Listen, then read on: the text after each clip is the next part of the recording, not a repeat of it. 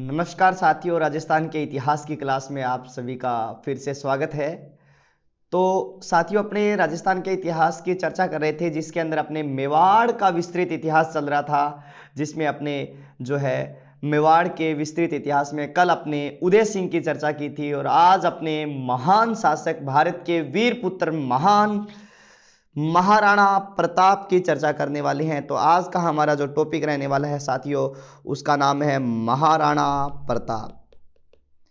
महाराणा प्रताप। तो आज अपने जो है वो किसके बारे में चर्चा करेंगे? महाराणा प्रताप के बारे में चर्चा करने वाले हैं साथियों। तो जो महाराणा प्रताप है, इनका जो कालक्रम है वो रहता है, कब से कब तक शासन किया था इन्होंने? 1572 से लेकर 1597 ईस्वी तक इन्होंने जो है मेवाड़ प्रशासन किया था और इनके बारे में अपने आज जो है चर्चा करने वाले हैं। तो साथियों, महाराणा प्रताप, इनके बारे में कहा जाता है कि सीना 60 का, कद 8 का, भेद न पाया रे कोई दुश्मन, चेतक साथ में, ताकत हाथ में, रोक न पाया रे कोई दुश्मन, रोक न पाया रे कोई दुश्मन। तो इनके बारे में अपने आज चर्चा करने वाले हैं। तो पहले इनका जो है थोड़ा सा सामान्य परिचय की ओर देखेंगे भी। इनका जो है सबसे पहले प्रारंभिक जीवन, जैसे जन्म के बारे में अपने देखें तो इनका जन्म जो है 9 मई 1540 ईस्वी को जो है इनका जन्म हुआ था। अगर हमें इसमें ही विक्रम संवत की बात करें तो विक्रम संवत में अगर हम बात करें तो ज्येष्ठ सुदी तृतीया सन 1593 विक्रमी, इस समय इनका जो है विक्रम संवत के अनुसार जन्म माना जाता है। ज्येष्ठ सुदी तृतीया 1597, अर्थात इन्होंने 57 वर्ष तक जो है इनका जो है जीवन काल रहा है। 57 वर्ष से शासन का मानो, जन्म के बाद जो है मृत्यु तक का जो समय है वो इनका कितना माना जाता है? 57 वर्ष। जन्म स्थान की बात करें तो जन्म स्थान इनका जो है वो कौन सा किला माना जाता है? तो कुंभलगढ़ दुर्ग में एक महल है जिसका नाम है बादल महल, और बादल महल में एक कचहरी है जिसका नाम है जूनी कचहरी, और जूनी कचहरी जो है वो इनका क्या माना जाता है? जन्म स्थान माना जाता है साथियों। इनके बाद में इनके पिता का नाम जो है, पिता का नाम क्या था हमने पढ़ा भी है, उदय सिंह नाम है। माता का नाम क्या है? माता का नाम है जयवंता बाई। क्या नाम आता है? जयवंता बाई जो है वो इनकी माता का नाम आता है।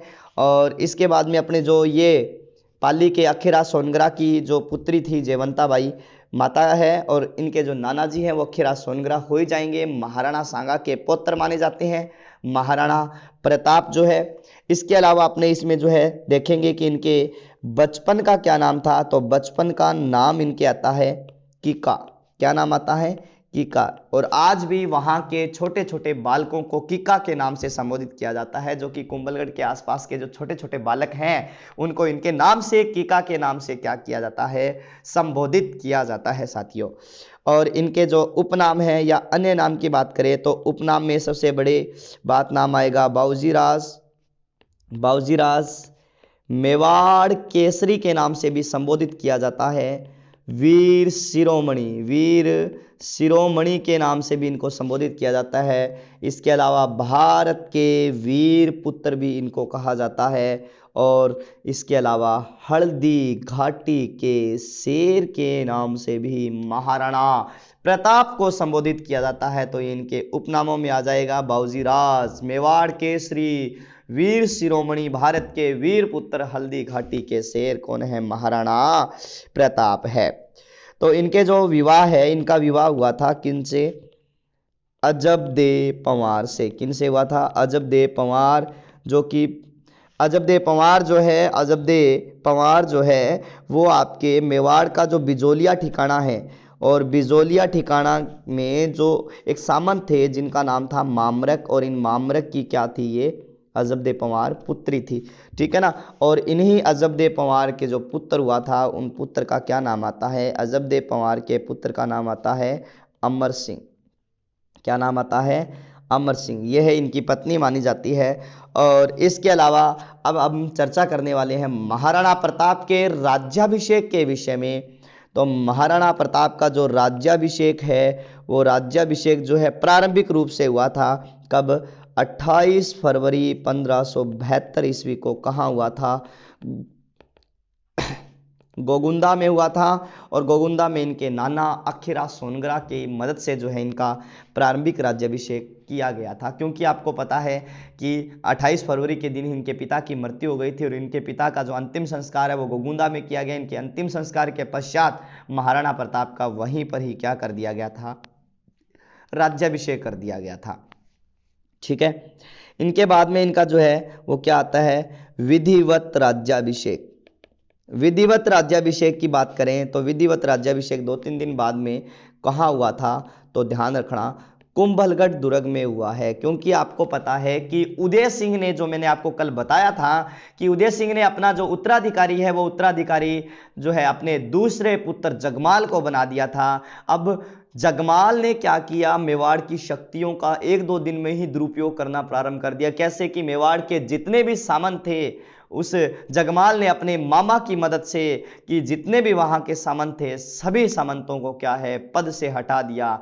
वहां जितने भी सामंत हैं सभी सामंतों को पद से हटा दिया और सारे के सारे कारोबार जो एक व्यक्ति को ही सौंप दिए थे। इसके कारण जो है वो मेवाड़ की शक्ति, मेवाड़ की राजगद्दी का अपमान कर रहा था। तो उसके पश्चात बार बार सामंतों के कहने पर महाराणा प्रताप ने जगमाल को पराजित करके और कुंभलगढ़ पर पुनः से, या कुंभलगढ़ में अपनी राजगद्दी जो थी उस पर पुनः से क्या कर लिया था, अधिकार कर लिया। और जगमाल के साथ जो उसका हुआ था क्या माना जाता है, उत्तराधिकारी संघर्ष माना जाता है। उत्तराधिकारी संघर्ष माना जाता है किसके साथ, अपने सौतेले भाई जगमाल के साथ उत्तराधिकारी संघर्ष माना जाता है। और इसी सारी के सारी इस घटना को राजमहलों की क्रांति के नाम से भी संबोधित किया जाता है। क्या कहा जाता है, राजमहलों की क्रांति के नाम से भी इसको संबोधित किया जाता है। और जब इनका विधिवत, इसके पश्चात महाराणा प्रताप का इस क्षेत्र में विधिवत राज्याभिषेक होता है। और विधिवत राज्याभिषेक के समय में आपको याद रखना है कि रावत कृष्णदास ने, किसने, रावत कृष्णदास चुंडावत ने इनके क्या बांधी थी, तलवार बांधी की जो रस्म है, तलवार बांधी थी, उस तलवार बंधाई की जो रस्म है उस रस्म को पूर्ण किया था किसने, रावत कृष्णदास ने। और इस समय उपस्थित होने वाला एकमात्र जो राजपूत शासक था इनके राज्याभिषेक के समय, उनका नाम आता है, क्या नाम था, चंद्रसेन। जो एकमात्र जो राजपूत था वो राजपूत है, उन राजपूतों का क्या नाम आता है, तो चंद्रसेन जो है वो इस समय उपस्थित होने वाला एकमात्र क्या था, राजपूत था। ठीक है साथियों, तो ये इनका महाराणा प्रताप का जो है प्रारंभिक जीवन है। अब भाई आपको पता है कि मेवाड़ की राजगद्दी को महाराणा प्रताप ने जिस समय संभाला उस समय मेवाड़ की स्थिति बहुत ही कमजोर थी। क्योंकि हमने पीछे जो है चित्तौड़ का तीसरा साका पढ़ा था, चित्तौड़ का दूसरा साका भी ज्यादा दूर नहीं था, नजदीक ही था, उससे पूर्व खानवा का युद्ध पड़ा था। तो ये सारे के सारी स्थितियों में जब अगर हम देखें तो मेवाड़ की स्थिति बहुत कमजोर थी और महाराणा के पास अब आधा मेवाड़ भी नहीं बचा था। ऐसी स्थिति के अंदर जो है महाराणा प्रताप वहां के शासक बने थे। क्योंकि आपको पता है जो चित्तौड़ का किला है वो चित्तौड़ का किला जो है वो किनके अधीन चला गया था, ये चित्तौड़ का किला मुगलों के अधीन चला गया था। किनके अधीन चला गया था, मुगलों के अधीन चित्तौड़ का किला चला गया था। यही कारण रहा था कि अब जो है मेवाड़ जो है अपनी, या महाराणा प्रताप जो है अपने मेवाड़ की स्थिति को मजबूत करने में लगेंगे, सैन्य शक्ति को बढ़ाएंगे और उसके बाद जो है वो आसपास के जितने भी इनके विरोधी राज्य थे, विशेषतः हम बात करें तो उस समय एक सर्वोच्च शक्ति मुगलिया सल्तनत, उस मुगलिया सल्तनत से जो टक्कर लेनी थी वो अपनी स्थिति को मजबूत करने के बाद ही लेनी थी। तो इस तरह से जो है इनका प्रारंभिक जीवन जो है वो रहा था और किस तरह से इनको जो है शासक बनाया गया था। तो ये बातें जो है हमने इसकी चर्चा कर ली है। अब हम आगे देखेंगे, आगे की हम बात करें तो अब महाराणा जो प्रताप है, थोड़ी सी बात बता देता हूं, जो महाराणा प्रताप है, महाराणा प्रताप ने जो शस्त्र विद्या, कौन सी विद्या, शस्त्र विद्या जो है वो शस्त्र विद्या का जो सीखी थी तो वो सीखी थी किससे, जयमल राठौड़ से सीखी थी। ठीक है, और महाराणा प्रताप के वैसे अगर गुरु पूछे तो गुरु आचार्य राघवेंद्र थे, आचार्य राघवेंद्र जी माने जाते हैं। ये महाराणा प्रताप के क्या माने जाते हैं, गुरु माने जाते हैं, ध्यान रखना। अब बात आ गई कि अब इस बात का जैसे मान लो अब अकबर को इस बात की भनक तो लगी गई थी, पता चल ही गया था कि महाराणा प्रताप जो है वो क्या बन गए हैं, अब मेवाड़ के शासक बन गए हैं। तो अब अकबर जो है महाराणा प्रताप के पास अपने शिष्टमंडल भेजेगा अधीनता स्वीकार करवाने के लिए।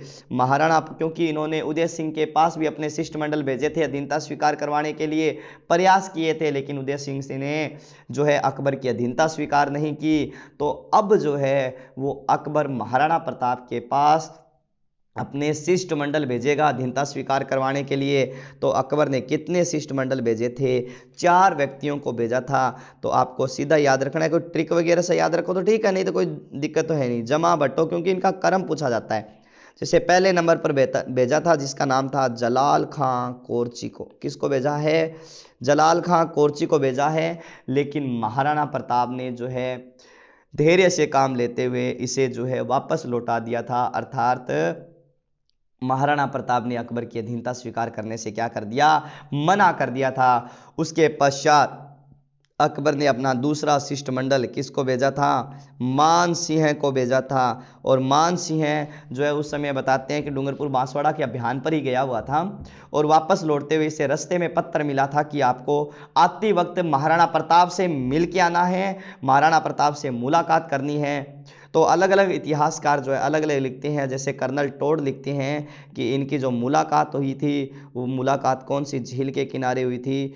उदय सागर झील के किनारे हुई थी। गोपीनाथ शर्मा लिखते हैं कि इनकी मुलाकात जो है वो गोगुंदा में हुई थी। लेकिन जैसे भी है अपने इनकी मुलाकात जो है वो कहाँ करवा देते हैं? उदय सागर झील के किनारे करवा देते हैं। कहाँ करवा देते हैं? उदय सागर झील के किनारे इनकी मुलाकात करवा देते हैं। तो ये है आपके उदय सागर झील। कौन सी झील है? उदय सागर झील है। इस उदय सागर झील के किनारे इनकी क्या मानी जाती है? मुलाकात मानी जाती है। कौन सी झील है ये? उदय सागर झील है। उदय सागर झील। और इसी उदय सागर झील के किनारे किसकी बताते हैं कि कुछ कहते हैं महाराणा प्रताप आए थे, कुछ कहते हैं नहीं आए थे। महाराणा प्रताप और किसकी? मान सिंह की क्या होती है? मुलाकात होती है। तो दोस्तों इस मुलाकात के बारे में थोड़ा सा आपको बता दूं कि जब इस झील के किनारे इनकी मुलाकात हुई थी तो बताते हैं कि रात्रिशाही भोग का आयोजन किया गया था यहाँ पर, और मान सिंह जो है महाराणा प्रताप के इंतजार में था। ठीक है, लेकिन हुआ क्या वास्तव में? हुआ यह है कि 1573 की बात कर रहा हूं मैं। हुआ यह है कि महाराणा प्रताप ने अपने पुत्र किसको भेज दिया था? अमर सिंह को भेज दिया था। किसको भेज दिया? अमर सिंह को भेज दिया। महाराणा प्रताप खुद नहीं आए थे तो किसको भेज दिया? अमर सिंह। और मान सिंह की मुलाकात हुई थी। तो मान सिंह ने पूछा कि महाराणा प्रताप क्यों नहीं आए? तब अमर सिंह ने जवाब कोई बहाना निकालकर जो है इस बात को टाल दिया। तब बताते हैं कि ऐसी स्थिति में इतिहासकार लिखते हैं कि मान सिंह नाराज हो गया था, और मान सिंह नाराज हो गया और यहाँ से जो है चला गया था, कुछ युद्ध वगैरह की धमकी देकर चला गया था। तब अमर सिंह ने भी कह दिया था कि अब कल आवा था तेरफुम्पान और सागर लिए, तो यहाँ सी करके कोई रोड़ो बेद हो गयो। लेकिन ये बात कितनी सत्य है? तो इतिहासकार इस बात को कुछ सत्य मानते, कुछ नहीं मानते। अगर वास्तव में ऐसा होता तो क्या अकबर के द्वारा अगले शिष्टमंडल भेजे जाते? अगले से जो है ये आए थे, मान सिंह के पिताजी आए थे, उनको भेजा जाता। तो अगर यहाँ पर छोटी मोटी नोक झोंक होती इनके बीच में तो आगे के शिष्टमंडल अकबर के द्वारा नहीं भेजे जाते। हो सकता है यहाँ पर सेना ही भेजी जाती डायरेक्ट। जो 1576 में युद्ध लड़ना था वो 1573 में ही हो जाता, शायद ऐसा हो सकता था। लेकिन तो हम बात करें तो यहां पर शायद जो है वो किस रूप में शिष्ट मंडल जो है वो भेजे गए हैं। मतलब ये वार्तालाप जो इनकी है वो कैसी रही है? शांतिपूर्ण वार्तालाप ही रही है। तो इस बात को भी आपको थोड़ा सा क्या रखना है? ध्यान में रखना है दोस्तों, ठीक है ना। तो जो ये पहली मुलाकात थी वो 1572 में थी और ये 1573 में थी। अब इसके बाद में तीसरे शिष्टमंडल के रूप में किसको भेजा था? अकबर ने कहा जाओ मान सिंह के पिताजी महाराणा प्रताप को मनाओ। तो अब की बार जो है वो किसको, मान सिंह के पिताजी, नाम क्या आता है, भगवान दास या भगवंत दास को भेजा गया था किसके पास, महाराणा प्रताप के पास 1573 में। लेकिन किसी प्रकार की भगवंत दास जी को भी कोई सफलता हासिल नहीं हुई थी, क्योंकि प्रताप ने भी इनकी अधीनता स्वीकार नहीं की या इनकी बात को नहीं स्वीकार किया। यह भी शांतिपूर्ण अभियान था। इसके बाद में चौथे अभियान के रूप में किसको भेजा गया, टोडरमल को भेजा गया, और यह भी कब गया था, 1573 ईस्वी में गया था। तो यह जो है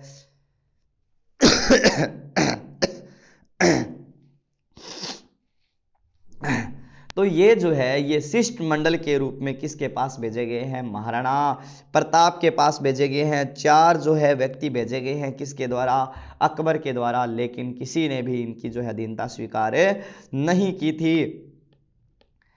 जलाल खां, मान सिंह, भगवंत दास और टोडरमल, इन चारों को भेजा गया, लेकिन किसी के द्वारा भी महाराणा प्रताप को अधीन नहीं ला पाए थे। और इसके बाद में जो है अकबर 2 साल तक बिजी रहता है। 1575-74 में भी किसी प्रकार की कोई प्रतिक्रिया नहीं रही थी, क्योंकि ये जो है अभियानों में व्यस्त था। और 1575 में भी इसकी कोई प्रतिक्रिया नहीं थी, क्योंकि ये इस समय किसके विरुद्ध व्यस्त था, तो चंद्रसेन के विरुद्ध व्यस्त था। और 1576 ईस्वी के अंदर जो है पुनः से अकबर ने जो है महाराणा प्रताप के विरुद्ध एक सैन्य अभियान की योजना बनाई थी। क्योंकि आपको पता है कि 1571 ईस्वी के आसपास अकबर ने अपनी जो नई राजधानी है वो नई राजधानी किसको बना लिया था, फतेहपुर सीकरी को बना लिया था।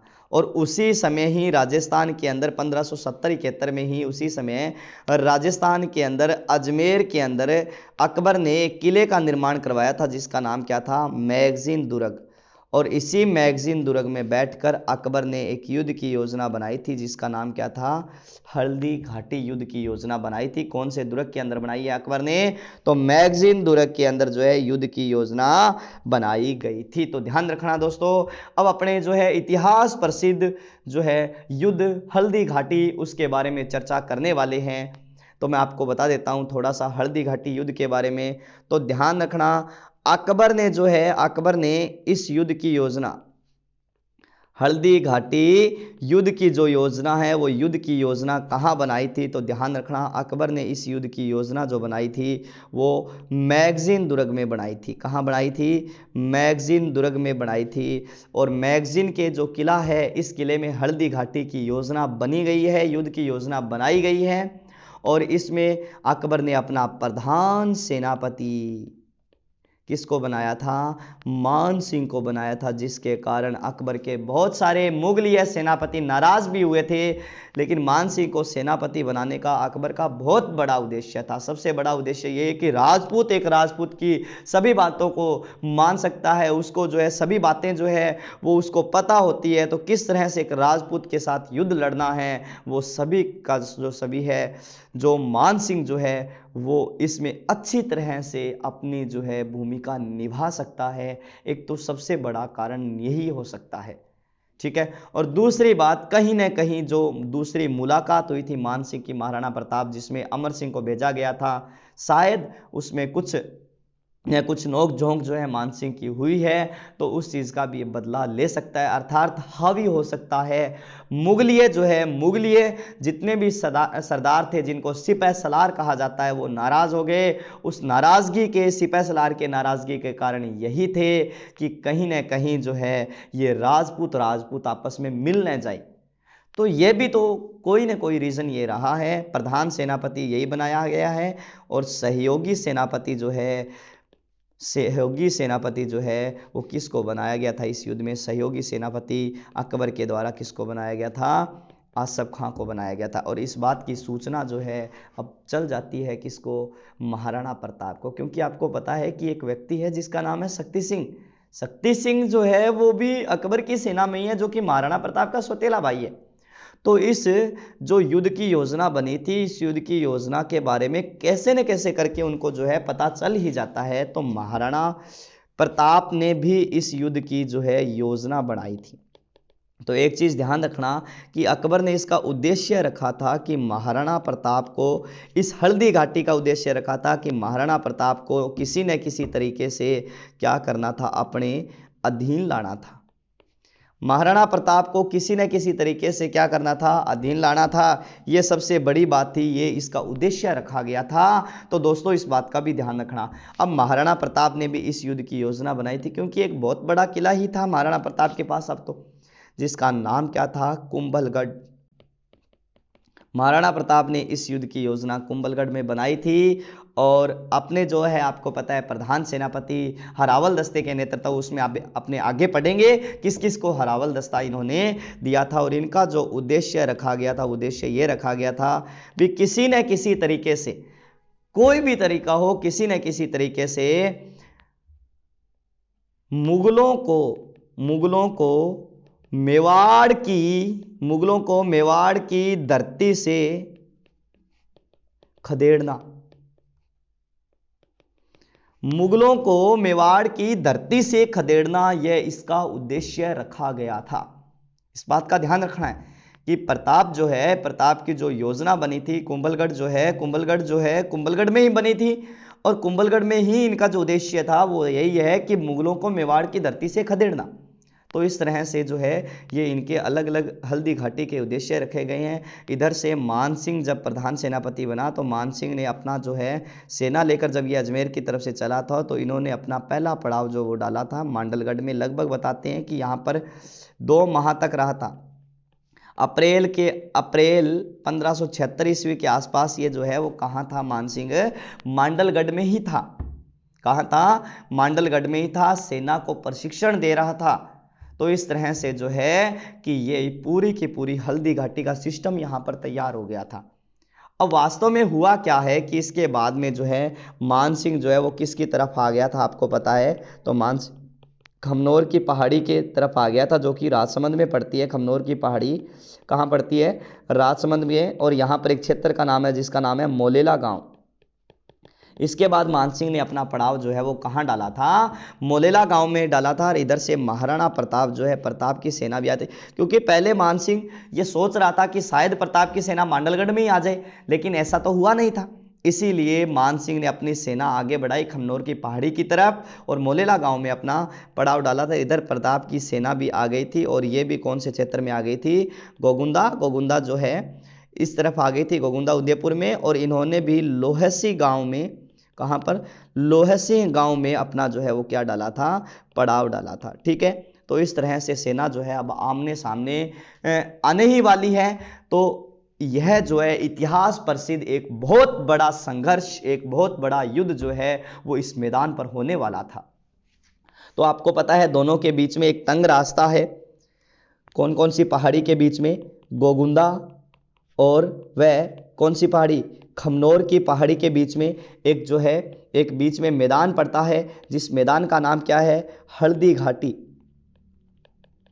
हल्दी घाटी का मैदान पड़ता है। कोई कहते हैं रंग जो है यहाँ की मिट्टी है वो पीले रंग की है, तो और कुछ ये कहते हैं कि नवविवाहित युवतियां यहाँ पर जो है जिन्होंने अपना यहाँ बलिदान दिया था, इसीलिए इसको हल्दी घाटी के नाम से जाना जाता है। जो है विवाहित युवतियों ने अपना यहाँ बलिदान दिया था, इसीलिए इसको हल्दी घाटी के नाम से भी जाना जाता है। तो कुछ इतिहासकार इस बात को भी स्वीकार करते हैं। तो इसकी तरह इधर की तरफ से जो है कौन आए थे, महाराणा प्रताप। और महाराणा प्रताप आपको पता है किस पर सवार थे, अपने जो अश्व है जिसका नाम क्या है, चेतक। किस पर सवार थे, चेतक।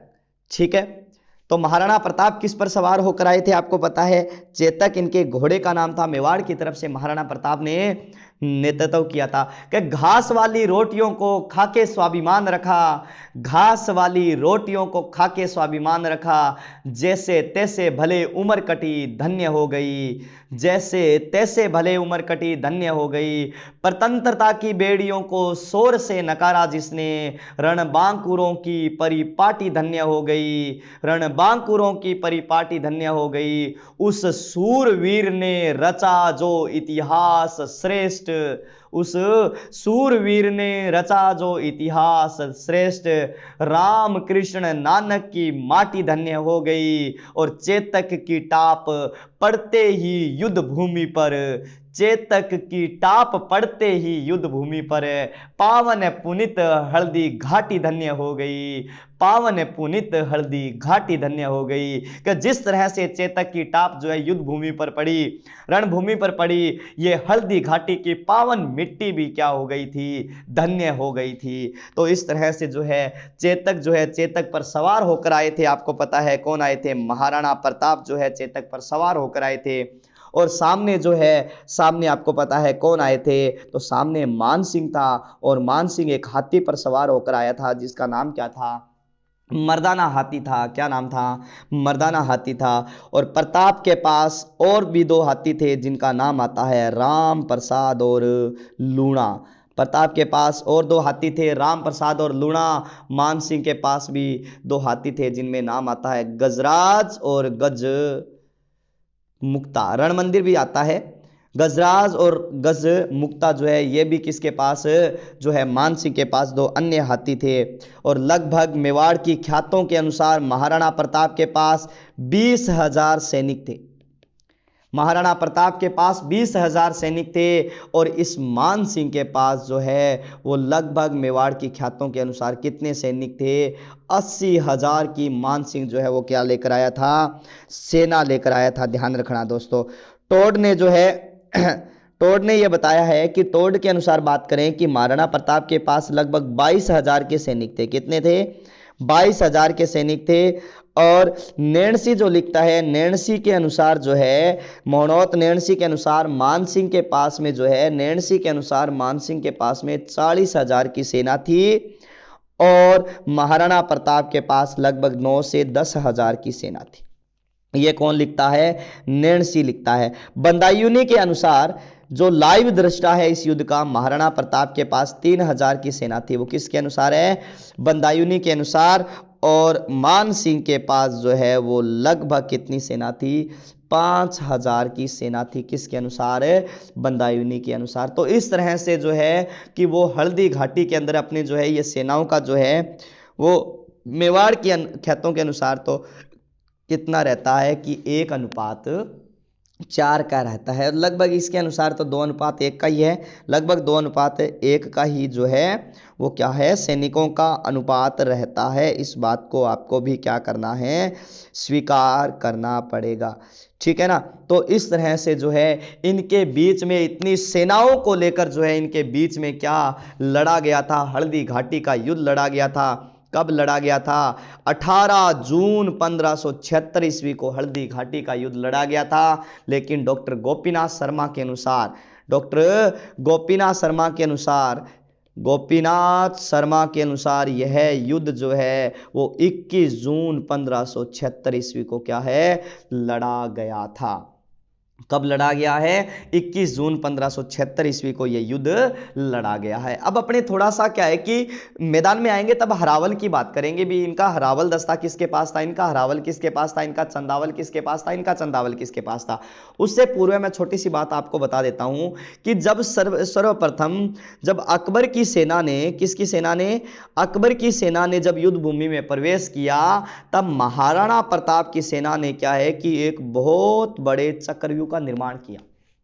बहुत बड़े चक्रव्यूह का निर्माण किया जिसके चारों ओर जो है वो क्या खड़े थे, सैनिक खड़े थे ढालें लेकर, ताकि इस चक्रव्यूह पर किसी भी प्रकार का अटैक हो तो सेना को किसी प्रकार का कोई नुकसान ना पहुंचाया जाए। इस तरह से दोनों ही तरफ ऐसा हुआ था कि इस तरह से जो है डाले लेकर, डाले जानते हो ना जो सेना के हाथ में इस तरह से होती है, वो पकड़े रखती है, एक हाथ में तलवार और दूसरे हाथ में से डाले पकड़े रखते हैं।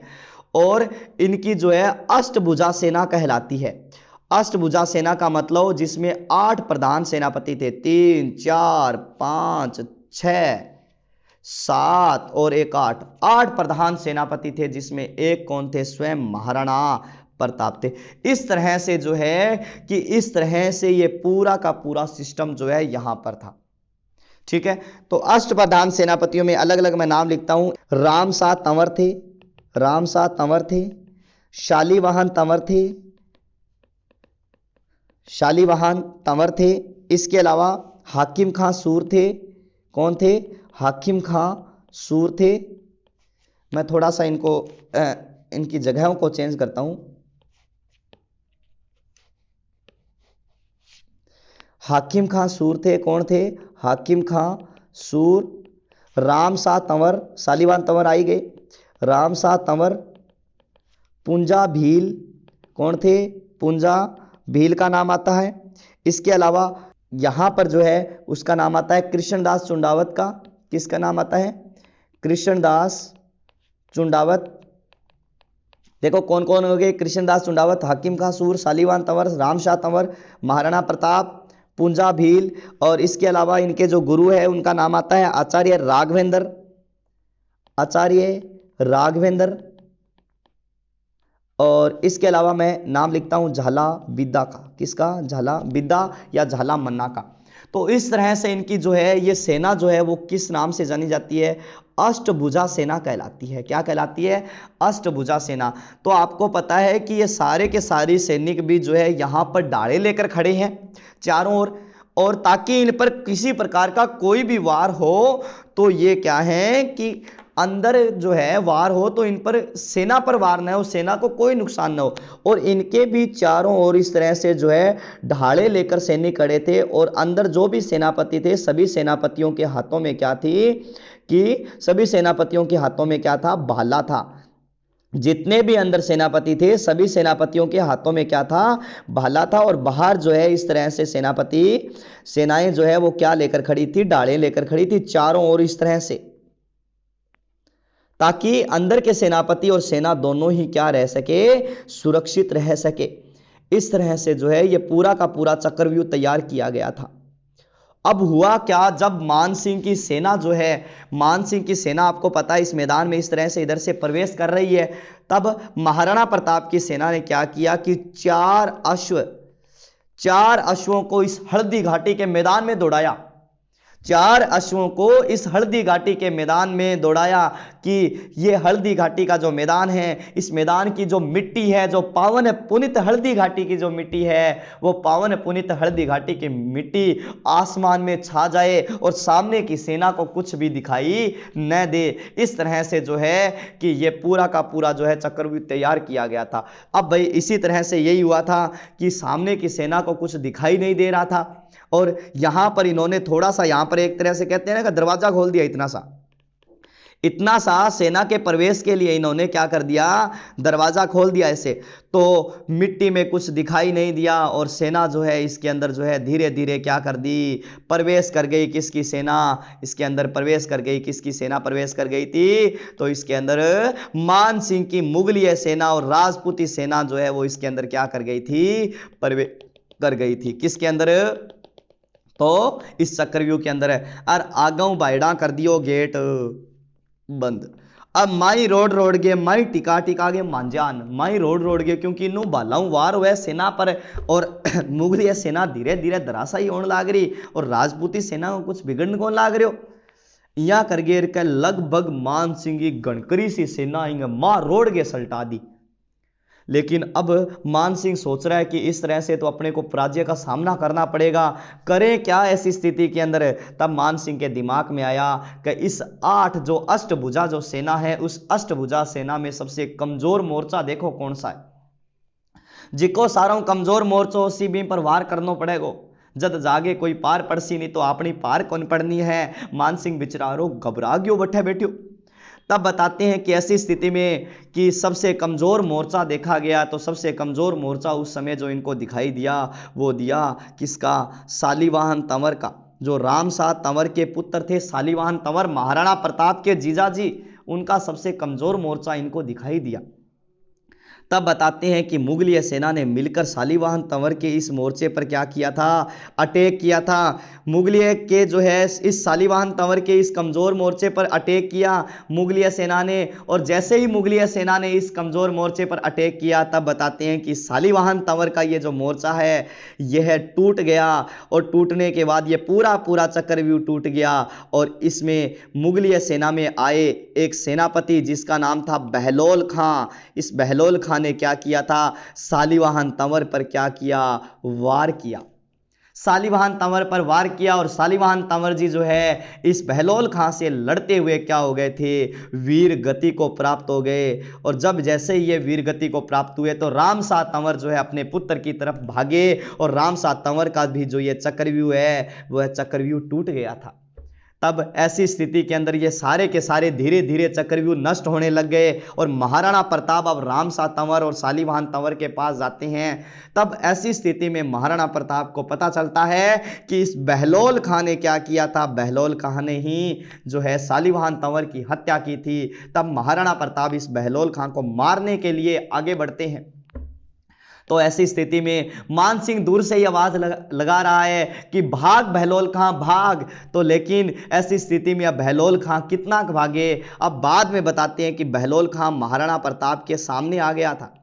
बहलोल खां महाराणा प्रताप के सामने अश्व पर दौड़ा आ रहा है। इधर से महाराणा प्रताप अपने हाथों में अपने जो तीव्र गति वाले अश्व चेतक पर दौड़े आ रहे हैं। तो ऐसी स्थिति में हुआ क्या कि इधर से बहलोल खां आ रहा है और इधर से हमारे वीर राजपूत योद्धा महाराणा प्रताप आ रहे हैं। तो जैसे जैसे ये आ रहे हैं, इधर से ये बहलोल खां आ रहा है, देखो धीरे धीरे आ रहा है, इधर से भी ये तीव्र गति से आ रही हैं। तब बताते हैं कि बहलोल खां ने जो है तलवार निकाली महाराणा प्रताप को मारने के लिए। तब महाराणा प्रताप ऐसी स्थिति में बताते हैं कि अपने अश्व चेतक पर खड़े हो जाते हैं, अपने अश्व अपने घोड़े चेतक पर खड़े हो जाते हैं और खड़े होकर बहलोल खां के अश्व पर छलांग लगाते हैं। और बहलोल खां पर क्या किया था, महाराणा प्रताप ने वार किया। और बहलोल खां पर जैसे ही महाराणा प्रताप ने वार किया, वार करते ही बहलोल खां के अश्व सहित 2 टुकड़े कर दिए थे। किसने, महाराणा प्रताप ने। तब महाराणा प्रताप ने बताते हैं कि बहलोल खां के अश्व सहित इसके 2 टुकड़े कर दिए गए थे। ऐसी स्थिति में जो है सारी की सारी सेना जो है वो इनको देखकर पीछे की तरफ भाग गई थी। तो मतलब ये दृश्य ऐसा नजर आया था इस समय कि बहलोल खां जो है वो महाराणा प्रताप के हाथों क्या हो गया था, मारा गया था। अब सभी ने अपना इस युद्ध के पश्चात सभी ने अपना चंदावल दस्ता जो है वो ग्रहण कर लिया था। किसने हरावल दस्ता ग्रहण किया, किसी ने चंदावल दस्ता ग्रहण किया। लेकिन बहलोल खां यहाँ पर इस युद्ध में यहाँ पर क्या हो गया था, बहलोल खां इस युद्ध में यहाँ पर मारा गया। अब आपको पता है यहाँ पर कौन मौजूद है, महाराणा प्रताप मौजूद है। और महाराणा प्रताप जो है, महाराणा प्रताप कौन से दस्ते में मौजूद है, तो बीच का जो दस्ता होता है उसको बोला जाता है क्या, ढोलान। ढोलान में मौजूद है महाराणा प्रताप मौजूद है। और महाराणा प्रताप के आगे के साइड जो है वो कौन सा दस्ता है, हरावल दस्ता है। और इस हरावल दस्ते के अंदर जो मौजूद है उनमें नाम आता है, एक तो किसका, हाकिम खां सूर का। किसका नाम आता है, हाकिम खां सूर हरावल दस्ते में है। इसके साथ साथ जो है हरावल दस्ते में कौन है, तो हरावल दस्ते में महाराणा प्रताप के जो हैं कि एक सेनापति जो चुंडावत सेनापति जिनको हरावल का अधिकार था हमेशा के लिए, जिनमें नाम आता है किसका, कृष्णदास चुंडावत का। और कृष्णदास चुंडावत जो है वो कहाँ मौजूद है, तो इसी हरावल दस्ते में मौजूद है। इसके बाद में महाराणा प्रताप का जो पीछे का दस्ता होता है वो दस्ता कौन सा कहलाता है, चंदावल दस्ता कहलाता है पीछे का दस्ता। और इस महाराणा प्रताप के जो चंदावल दस्ता है, इस चंदावल दस्ता में जो है वो कौन मौजूद है, तो चंदावल दस्ते में जो मौजूद है उनका नाम आता है राणा पुंजा। क्या नाम आता है, राणा पुंजा जो है महाराणा प्रताप के कौन सी, चंदावल दस्ते के अंदर जो है वो मौजूद है। कौन है, राणा पुंजा जो है वो चंदावल दस्ते में क्या है कि मौजूद है। ठीक है ना। तो पुंजा भील ने जो है चंदावल दस्ते का नेतृत्व किया था। और इस साइड में जो है वो मौजूद है आपके झाला बिद्दा या मन्ना कह सकते हो, झाला बिद्दा या झाला मन्ना जो है वो इस साइड में आपके जो हैं मौजूद हैं। ठीक है ना। और इधर से सामने जो है, सामने कौन है, तो सामने है मान सिंह। कौन है सामने, मान सिंह। और मान सिंह के जो हरावल दस्ते का नेतृत्व किया था, वो हरावल दस्ते का नेतृत्व किसने किया था, जगन्नाथ कछवा ने किया था। मान सिंह के हरावल दस्ते का नेतृत्व किसने, जगन्नाथ कछवा है। इसके साथ साथ कौन है, आसफ खां है, इन्होंने किया था। और मान सिंह के चंदावल दस्ते का नेतृत्व किसने किया था, तो ध्यान रखना, मान सिंह के चंदावल दस्ते का नेतृत्व मेहतर खां ने किया था। और दूसरा व्यक्ति है जिसका नाम क्या है, माधो सिंह ने किया था। और इसके साथ एक इतिहासकार मौजूद था, जिस इतिहासकार का नाम क्या आता है, बंदायूनी। बंदायूनी भी इसके साथ में क्या है मौजूद है। यहाँ पर जो पहाड़ी है उस पहाड़ी का नाम क्या है खमनोर की पहाड़ी, और इधर जो पहाड़ी है वो पहाड़ी का नाम क्या है गोगुंदा की पहाड़ी। इधर गोगुंदा की पहाड़ी है, इधर है खमनोर की पहाड़ी है। और महाराणा प्रताप के पास जैसा और केशव नाम के 2 चारण योद्धा भी थे। महाराणा प्रताप की सेना में जैसा और केशव नाम के जो है वो चारण योद्धा भी थे, और इनके जो है महाराणा प्रताप मामा मान सिंह सोनगरा भी इनके साथ जो है इस युद्ध में मौजूद थे, ध्यान रखना। और महाराणा प्रताप के पास जो है वो कौन थे भामाशाह और ताराचंद, इनके भाई जो है वो भी इस युद्ध में जो है यहाँ पर क्या है मौजूद हैं। और इनके बीच में ही जो है 18 जून 1576 को कौन सा युद्ध लड़ा गया था तो हल्दी घाटी का युद्ध लड़ा गया था। तो सबसे पहले जो है ये लड़ाई जो हुई थी, जो युद्ध हुआ था वो हरावलों के बीच में हुआ था। हरावल दस्ते के बीच में हुआ था। तो पहली बार जो है वो युद्ध बड़ा खतरनाक युद्ध था। बंदायूनी जो है इस युद्ध का लाइव दृष्टा है, लेकिन यह भी कहता है कि मैं भी तलवार लेकर जाऊंगा भाई, गणी कलमा चला ली अब तलवार चला के देखनो है। कौन कह रहा है बंदायूनी कह रहा है कि बहुत कलमे चला ली अब तो मैं भी तलवार चलाऊंगा। तो बंदायूनी भी बताते हैं कि इस युद्ध में आगे बढ़ा था, और जाते ही बताते हैं कि इसने वार किया था किसी एक राजपूती सैनिक पर, और राजपूती सैनिक पर वार करने के बाद में जो खून था जो लहू था उससे अपने इस तरह से दाढ़ी को रंगा था। तब कुछ समय पश्चात बेचारे बंदायूनी को पता चला कि ये जो है ये राजपूत तो मानसिंह का राजपूत था। बाद में इसी बंदायूनी ने आसफ खान से पूछा था कि मुझे तो मानसिंह के जो है राजपूत और महाराणा प्रताप के राजपूतों में कुछ फर्क ही नजर नहीं आता, मैं क्या करूं, किस पर वार करूं, समझ में नहीं आ रहा। तब आसफ खान ने कहा क्या तू तो तीर चलाते जा, राजपूत जिसी भी ओर का मारा जाए इसमें इस्लाम का तो भला ही है, कि तू तीर चलाते जा, राजपूत जिस भी ओर से मरे इसमें तो इस्लाम का भलाई है। ये किसने कहा था इस युद्ध के दौरान? आसफ खान ने कहा था। अब इसके बाद में बंदायूनी तो बेचारा बैठ गया जाकर कौन से पहाड़ी पर, खमनोर की पहाड़ी पर जाकर बैठ गया। और बैठने के बाद में इसको तो है सर्वप्रथम जो है महाराणा प्रताप ही प्रताप नजर आ रहे थे, प्रताप की सेना ही सेना नजर आ रही थी, क्योंकि महाराणा प्रताप की सेना सबसे पहले हावी हो गई थी किस पर हावी हो गई थी? मुगलिया सेना पर। इसीलिए इस बंदायूनी ने इस युद्ध को, क्योंकि महाराणा प्रताप किस पहाड़ी से लड़ रहे थे? गोगुंदा की पहाड़ी की तरफ से लड़ रहे थे, इसीलिए बंदायूनी ने इस युद्ध को कौन सा युद्ध की संज्ञा दी है? गोगुंदा का युद्ध कहा है। बंदायूनी ने कौन सा युद्ध कहा है? इस युद्ध को गोगुंदा का युद्ध कहा है। किसने कहा है? बंदायूनी ने कहा है। इसके बाद में जो है इतना खतरनाक राजपूतों का वार था मुगलिया सेना पर कि मुगलिया सेना जो है पीछे हट गई थी, और पीछे हटने के बाद में मुगलिया सेना जो है वो कौन सी नदी के किनारे की तरफ चली गई थी?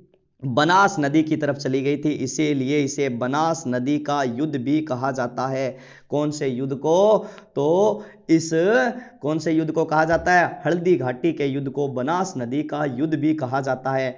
जब यह सेना जो है फैल गई थी, इस तरह से दूर दूर फैल गई थी, 8, 10, 15 किलोमीटर 20 किलोमीटर की दूरी पर फैल गई थी, तब बताते हैं कि इस मेहतर खां ने क्या किया था कि हाथी पर खड़ा हो गया और जोर जोर से आवाजें लगाने लगा कि बादशाह सलामत आ गए, कि बादशाह सलामत आ गए, कि बादशाह सलामत आ गए। अर्थात अकबर के आने की, किसके? अकबर के आने की झूठी अफवाह फैलाई थी। किसने? तो मेहतर खां ने, ताकि सेना एक जगह एकत्रित हो जाए, पुनः से युद्ध भूमि में जो है वो क्या है कि लड़ने लग जाए, पुनः से युद्ध भूमि में लड़ने लग जाए। इस तरह से बादशाह के आने की झूठी अफवाह जो फैलाई गई थी वो किसके द्वारा? मेहतर खां के द्वारा फैलाई गई थी। इसके बाद में जो है अकबर की सेना जो है वो कौन से बाग में चली गई थी? बादशाह बाग में चली गई थी। ठीक है, बादशाह बाग में चली गई थी और बादशाह बाग में लड़ने लग गई थी। और बादशाह बाग में जब लड़ने लग गई थी तो इसीलिए इस बादशाह बाग में भी राजपूतों का वार बहुत खतरनाक था, और बादशाह बाग जो है इससे भी सेना फरार होकर कौन से मैदान में जाकर छुप गई थी? रक्ततलाई में चली गई थी। कहां चली गई थी? रक्ततलाई। बादशाह बाग में युद्ध लड़ा गया, इसीलिए इसे बादशाह बाग का युद्ध भी कहा जाता है। ठीक है। बादशाह बाग का युद्ध भी कहा जाता है। इसके बाद में ये कहाँ चली गई, रक्त तलाई में चली गई थी। जब ये यहाँ चली गई थी तब बताते हैं कि असफ खान ने क्या किया था, असफ खान ने हल्दी घाटी के युद्ध को, क्योंकि भाग रही थी सेना, इसीलिए हल्दी घाटी के युद्ध के लिए इसने किसकी घोषणा कर दी थी, जिहाद। जिहाद का मतलब होता है असफ खान ने हल्दी घाटी के युद्ध को क्या घोषित कर दिया, धर्म युद्ध घोषित कर दिया था। क्या घोषित कर दिया असफ खान ने, हल्दी घाटी के युद्ध को धर्म युद्ध घोषित कर दिया था। तब जाकर कुछ सेना रुक गई थी।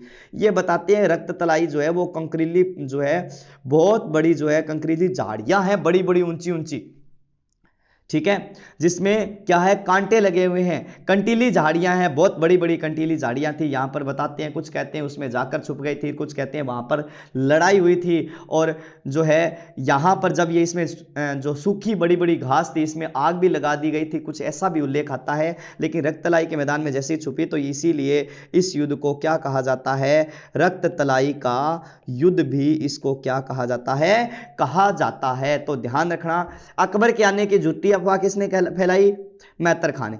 और इसे जो है, और इस युद्ध को जिहाद घोषणा किसने की थी, असफ खान ने इसको क्या घोषित किया था, जिहाद घोषित किया था। तो ये इस तरह से हल्दी घाटी का जो पड़ाव है, पहला पड़ाव इस तरह से कंप्लीट हुआ था।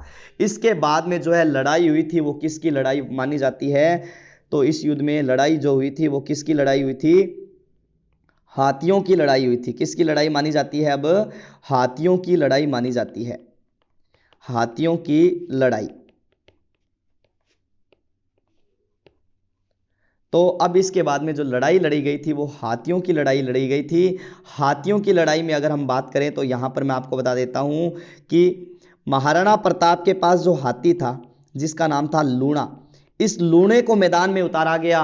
और इधर से मान सिंह ने अपना एक हाथी जिसका नाम था गज मुक्ता, इस गज मुक्ता को क्या किया, युद्ध भूमि में उतारा। तब बताते हैं कि लूणा वापस आ गया था पराजित होकर। हाथियों की लड़ाई भी इसको कहा जाता है। लूणा पराजित होकर क्या हो गया था, वापस आ गया था। लूणा पराजित होकर जब वापस आया तो उसके बाद में बताते हैं कि महाराणा प्रताप ने एक विश्व प्रसिद्ध हाथी जिसका नाम क्या था, राम प्रसाद, इस राम प्रसाद हाथी को भेजा था युद्ध भूमि में। इधर से मान सिंह ने अपने गजराज, गजमुक्ता, रणमंदिर जैसे नाम के गजराज, गजमुक्ता जैसे हाथियों को मैदान में उतारा। तब बताते हैं कि इस राम प्रसाद हाथी ने इनको क्या कर दिया था, पराजित कर दिया था। जो बहुत सारी सेनाओं का उल्लेख करते हैं वो बताते हैं कि राम प्रसाद हाथी ने लगभग 5000 सेना के आसपास अकबर की सेना को सल्टा दिया था।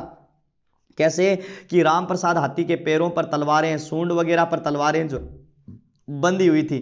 जी हाँ, वो बाहुबली फिल्म देखे वो चक्रियों से चले नहीं, ठीक, लाल देव कन्नव है, विश्व चक्रियों से राम प्रसाद चलायो।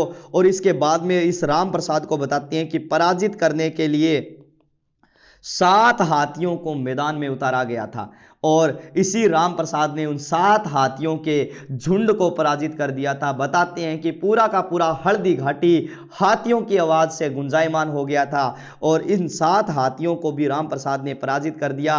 इसके पश्चात हुआ क्या कि इसके पश्चात जो है वास्तव में क्या हुआ था कि राम प्रसाद हाथी के जो है पैरों पर क्या लगी थी, गोली लग गई थी। और गोली लगने से राम प्रसाद हाथी क्या हो गया था, एक तरीके से घायल हो गया।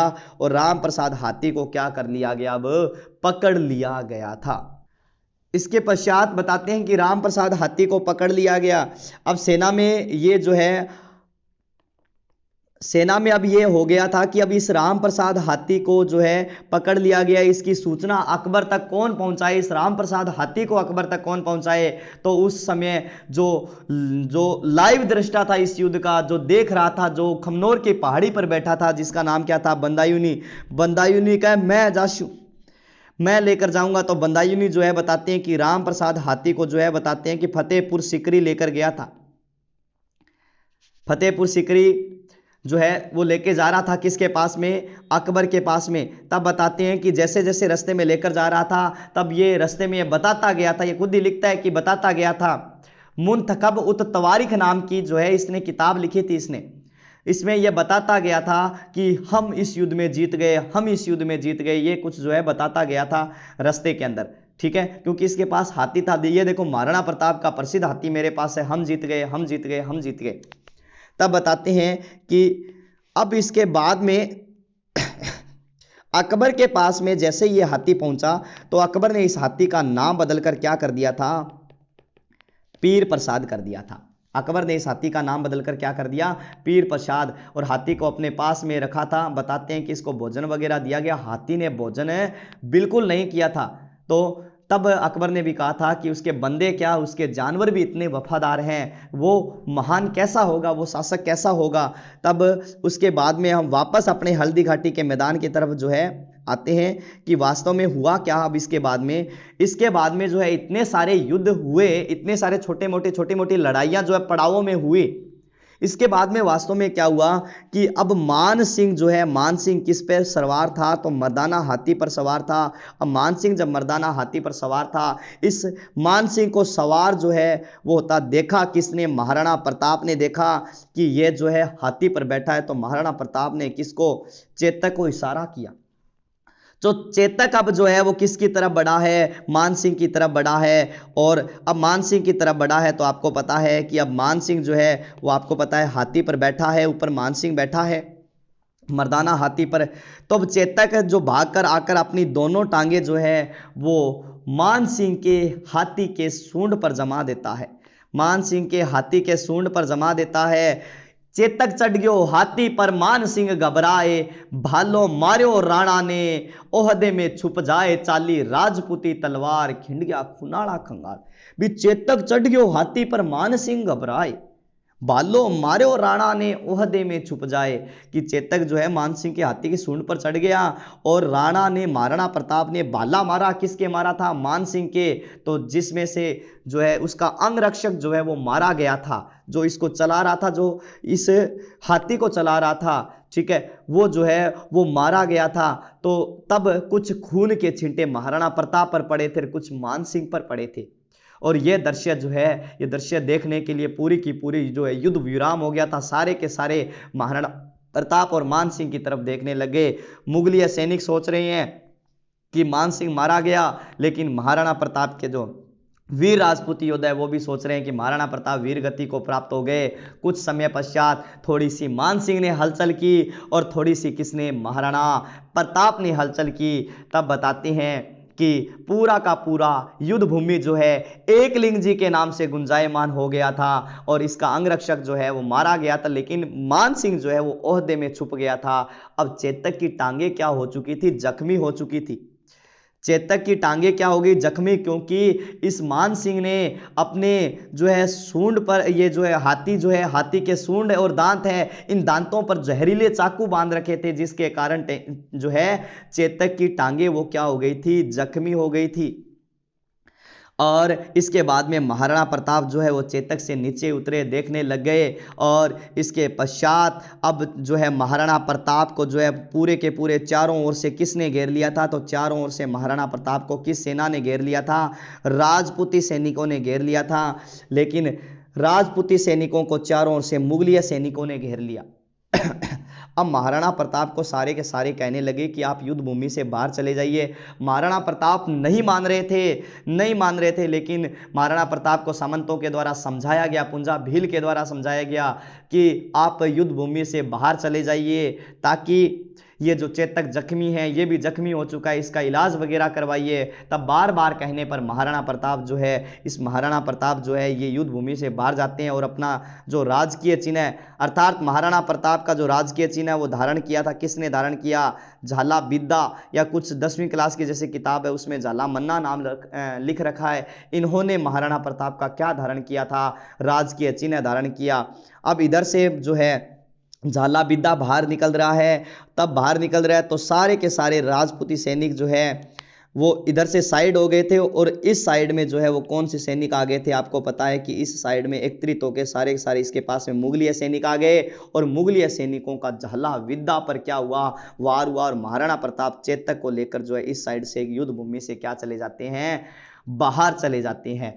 इसके बाद की चर्चा अपने कल करेंगे कि भी ये जो बाहर गए थे, बाहर जाने के बाद में वास्तव में हुआ क्या यहाँ पर, उसकी चर्चा अपने कल करने वाले हैं। तभी तो हल्दी घाटी जो है एक महान संघर्ष, महान युद्ध माना जाता है कि जब जब हल्दी घाट आए बलिदानियों का बलिदान याद आएगा। राष्ट्र अस्मिता की खातिर कटा दिया अपने पुत्र का शीश, पन्ना धाय का लिखा विधान याद आएगा। चेतक की टाप के निशान अरी छातियों पर, दुश्मनों को शमशान याद आएगा। विश्व जो पढ़ेगा इतिहास इस देश का, तो बार बार यही राजस्थान याद आएगा, बार बार रही यही राजस्थान याद आएगा।